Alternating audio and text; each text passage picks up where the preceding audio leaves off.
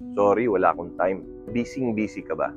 Yung feeling mo parati mong hinahabol yung deadline, parating kapos sa oras, tuloy wala ka ng panahon para sa mga mas importanteng bagay sa buhay mo, katulad ng pamilya, and making time for your faith, or for service, and for the things that you really wanted to start doing for the longest time. So if you feel like parati kang walang oras, you can do these three things. First is, check your priorities. Kasi baka yes ka ng yes sa mga bagay na kumakain ng oras mo na hindi naman as important as the others. Yung mga important things are usually things na hindi ngayon na kailangan, pero mga bagay na kinukonsider mo as mahalaga sa buhay mo. Like visiting your aging parents or doing something meaningful. We have to also consider na pag pinuspone natin yung mga important things, later on, they become urgent things. Pag di natin pinansin, magiging crisis yan.